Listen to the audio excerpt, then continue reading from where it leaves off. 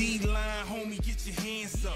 Wanna know who the best? Yes, we the answer. #1 ranking, top of the food team. Better fall back, boy, we hotter than the blue flame. It's your boy O, flow straight psycho. Ladies and gentlemen, welcome to the D-Line Show. I'm your host, Black Ice, and he is Body Snatcher. And together, we are the D-Line. Today, please allow me to introduce our guest.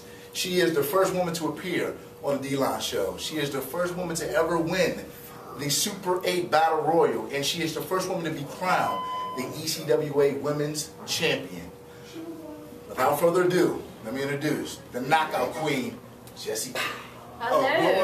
We blew it off. Yes. How you doing? I am fantastic. How are you Good. guys? Wonderful, wonderful. I'm excited to be here. Well, good. Good to have you. Thank you. Well, after hearing me list all your accomplishments here at ECWA, do you ever sit back and think, wow, I accomplished so much in a historic company? Do you ever sit back and think to yourself, wow, look what I accomplished here?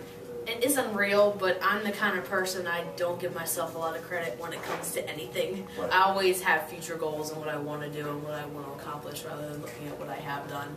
But it's definitely cool to be able to have this opportunity to be the first ever women's champion for ECWA, and you know, to have that moment in history is pretty awesome. Wow. Can you remember the first time you fell in love with professional wrestling? I remember my first moments at a show, or that really hooked me.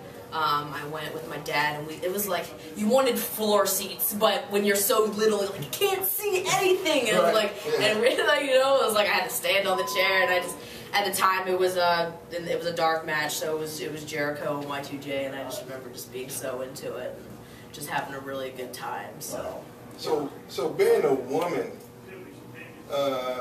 who was the person who influenced you? Was it a female? Was it a male? How did that come about? My favorite personal favorite is The Undertaker. So, right? When I was growing up, all my friends were like, "Oh, John Cena, oh, Randy Orton," like Taker. Right. I was the weirdo. They were like, "Oh, he's weird." I'm like, "No." I was into everything, you know, he did, whether it was a promo, whether it was a match. I guess it was the character. I don't know what, but it's just something that I latched on to. You know, I was there a few times when he made his returns from, like, you know how he would have WrestleMania and then he'd come back like 3 months later. Like, I was there a few times when he came back and I was like, oh! Like, my dad didn't like going anymore because he would get an earful of, you know, squeals and whatnot. Yeah. So Taker's my man. That's what's up. Can you tell us where you're from and who trained you? I am from Baltimore, Maryland. Actually, Lincoln, but Baltimore's the closest thing to that. And I started at Gilbert's Pro Wrestling Academy, but I was trained by the Holy Rollers there, who are an established tag team in the Maryland Independent Wrestling. So those are the guys that trained me. Got my start in Maryland Championship Wrestling. That's where I first started. Represent. When you're preparing for a match, how do you go about preparing for a match? Like, what is your style? Like, do you zone out? Do you just go to yourself, zone out, get focused? Or how do you get in the zone? I do. I just have to kind of just be by myself for a while and just, you know, pace. That's what I do a lot. I pace. I get into it, you know, just kind of have to get in my happy place.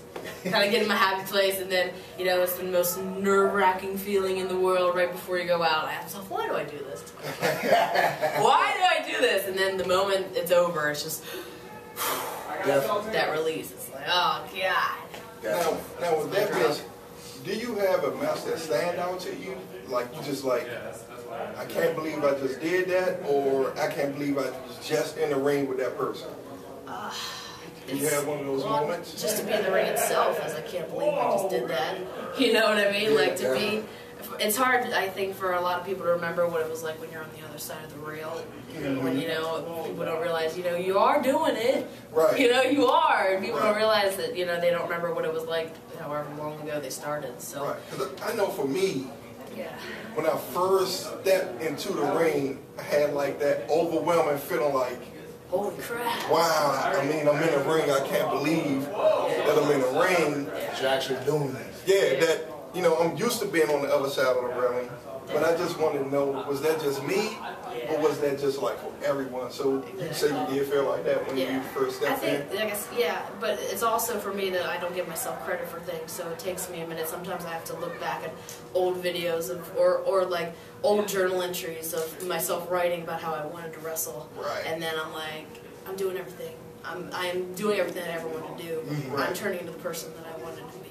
Right. So, in every way. Right. Now, because with women wrestlers, it's kind of different because mostly every female wrestler is like the same size. But you're a little bigger than other female wrestlers, in a good way, don't get that wrong. Okay. So now, your style, what is your style? Are you like a powerful wrestler, or you can just do everything?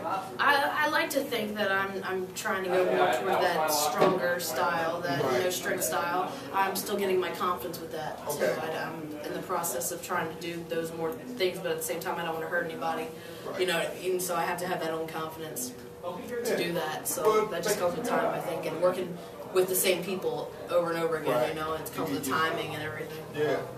Growing up, I mean, we've all been fans of PWI. I mean, you know, you grow up, that's the magazine you go to, you see your favorite wrestlers, you get the latest news on what's going on.